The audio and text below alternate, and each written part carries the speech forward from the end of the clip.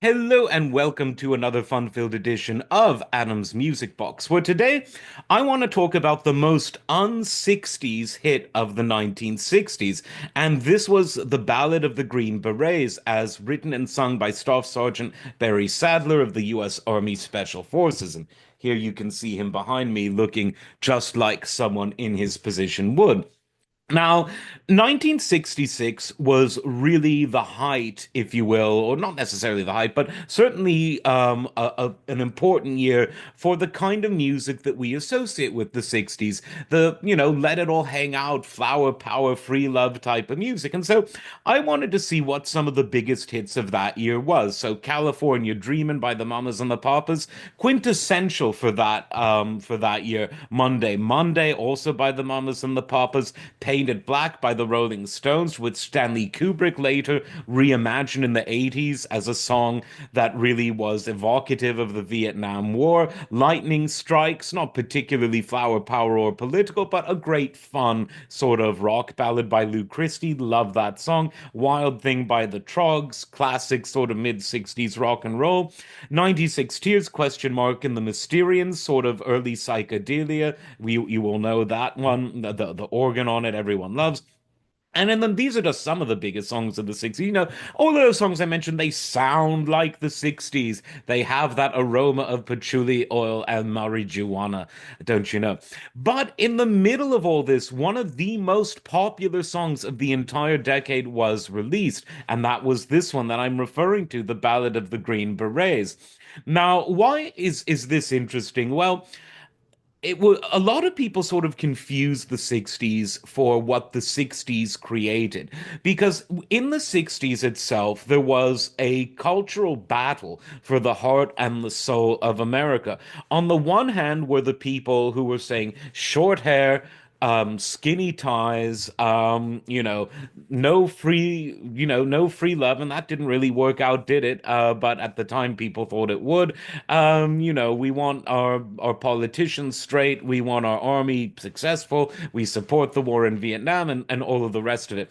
And then on the other side were the people that we think of as the 60s, who definitely, at least for a while, some would say a long while, won the culture war.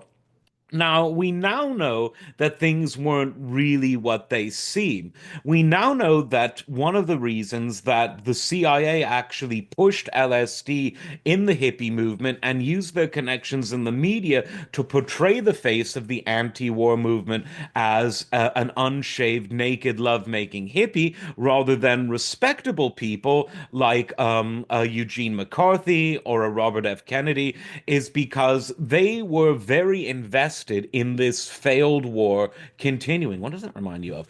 And because of that, they needed the face of the anti-war movement to appear to middle America as something radical, as something that fell out of a weed-filled den in San Francisco, as opposed to, the face of respectable 1960s USA. And in the mix of all of this came this piece of music. Now, Staff Sergeant Perry Sadler, by all means, was an incredibly honorable person. Whether what we now call the deep state helped to, do a bit of payola or a bit of string polling to make the song number one, we don't know. But what is certain is that a lot of people at the time supported the Vietnam War, not necessarily because they had strong feelings about Vietnam itself, but because of the fact that the anti-war movement culturally scared middle America. Not all, but some. And because of that, people who, when conditioned to think in a binary way, they'll think, right, if these people represent the things culturally I don't like, and they also dislike the war, I better support the war. Mission accomplished CIA, mission accomplished COINTELPRO. And so the 60s was really both in the sense of the deep state tugging at the population and in the sense of a very real culture war for the heart and soul of the people. It was a battle between the free and the reckless and the conservative and well-mannered. I mean, there was a 1964 ad for Barry Goldwater's presidential campaign that actually sums up the two cultural warring factions of the 60s brilliantly. Now, Goldwater himself thought that the ad was a bit over the top and it wasn't used, but you can find it on the internet. And even though, and I mean, to show you how the more things change, the more they stay the same, Johnson portrayed Goldwater as a warmonger in his television ads. And we all know who escalated the war in Vietnam to the levels that everyone eventually came to oppose. Because by the 70s, as Nixon was winding the war down, whether you had short hair and looked like this or long hair and tie dye clothes, everyone by then knew that the war was a failure and a mistake. And instead of holding the politicians accountable, they decided to treat the veterans who needed help and support and companionship, they treated them like crap. So not to go on too much of a pseudo George Carlin rant, but I'm trying to paint the picture of where this song sat. And it's one of those songs that I think a lot of people have forgotten. It gets put into the category of novelty song, but it was a song that people took very seriously. It was patriotic, it was supportive of the troops.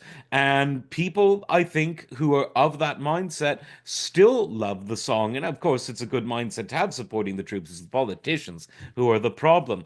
And again, in all of these debates, this song sat in the middle. And during this week in 66, it went number one. So there you go. As always, like, subscribe, and we'll see you next time. Take care.